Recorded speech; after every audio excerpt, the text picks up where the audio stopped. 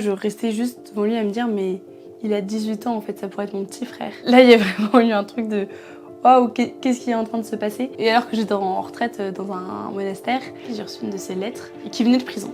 Bonjour, je m'appelle Alix Cachignard et j'ai 23 ans. Je fais des maraudes depuis le lycée. Avec deux amis, on était très touchés par les SDF qu'on pouvait voir dans la rue. On avait envie d'agir et donc on avait pris contact avec une association de jeunes qui s'était lancée à Paris pour essayer de la lancer à Compiègne, la ville où j'habitais. Finalement, on n'avait pas réussi à ramener tant de gens avec nous, mais c'était vraiment voilà, prendre le temps pour ces personnes qui étaient assises et devant lequel tout le monde passe sans forcément s'arrêter pour parler avec eux, leur rendre un peu leur dignité et reprendre aussi un peu de notre humanité en considérant l'autre comme une personne et pas comme un sac qui est assis par terre, quoi. Moi j'adore parler, donc je sais pas nécessairement de frein à aller aborder des gens dans la rue. Après j'étais avec l'asso Un objet pour un SDF. L'idée c'était qu'on a des objets chez nous qu'on n'utilise pas mais qui leur seraient utiles. Et c'est au cours de ces maraudes que du coup j'ai rencontré Benjamin.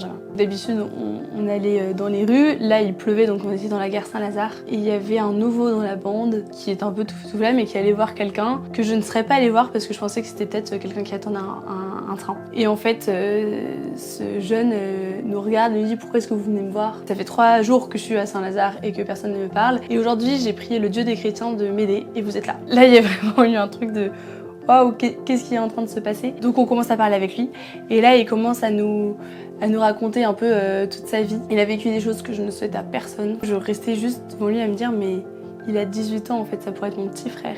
Et là j'ai entendu un appel à l'accueillir chez moi pour le déjeuner. Parce qu'en fait je faisais un déjeuner avec des amis et j'avais prévu pour 10 personnes et finalement on allait être 8. À la suite de ce déjeuner, on a prié pour lui parce qu'il nous disait qu'il avait besoin d'aller acheter de la drogue et finalement le soir il a prié, il a jeté la drogue. Vraiment quelque chose de l'ordre du miracle et il a vraiment cru en Dieu. Dieu est venu le secourir et du coup il y a mis toute son âme, sauf que il restait quand même enchaîné un peu dans ses travers. Et jusqu'au moment où pendant 3 mois plus de nouvelles. Et alors que j'étais en retraite dans un monastère, j'ai reçu une de ses lettres qui venait de prison.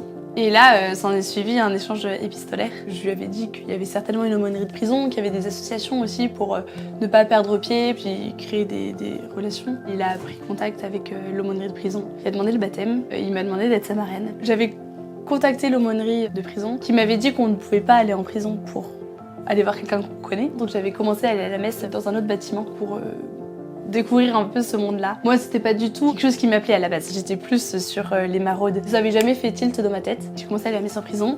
Et quand j'ai commencé à parler à mes amis de ce qui se passait, il y en a beaucoup qui étaient intéressés pour aller visiter des prisons. Il y a tout un groupe qui s'est monté. Je me suis dit que c'était ouf parce que cette histoire, c'était pas seulement pour moi et Benjamin, mais que c'était aussi une histoire qui profitait à mes amis qui voulaient s'engager dans le domaine carcéral et en fait aussi aux autres détenus qui avaient du coup plus d'animateurs, plus de visages nouveaux qui venaient les visiter. J'ai assisté à son baptême en septembre. Là, à Pâques, il a été confirmé. C'était vraiment une très très grande joie. Et je suis devenue ABA, auxiliaire bénévole d'aumônerie. Et donc, je peux animer un groupe biblique en prison. Benjamin va sortir les prochains mois, mais je pense que je vais continuer l'aumônerie de prison après. Si on m'avait donné un stylo au début de ma vie et que Dieu m'avait dit écris, t'as le droit à tout écrire, j'aurais jamais écrit le quart de ce qui m'est arrivé. Je vois aussi à quel point Dieu a tracé un chemin. Je vois pas à 200 mètres, je vois juste les petits pas à faire devant moi chaque jour et puis ça trace un chemin. Maintenant je peux relire un peu mon chemin et voir comment il m'a amené là. C'est pas forcément le charisme de tout le monde, enfin, chacun a aussi un peu sa voix. Il y en a c'est avec les personnes âgées, d'autres avec les personnes de la rue, d'autres avec les personnes détenues. Il faut aussi écouter les désirs de son cœur. C'est Saint Thérèse qui disait Dieu met en nous de grands désirs pour qu'ils soient réalisés. Donc en fait si on en ressent l'envie, le désir, Dieu va aussi permettre que ça se réalise, mais faut faire confiance, faut être ouvert à l'imprévu.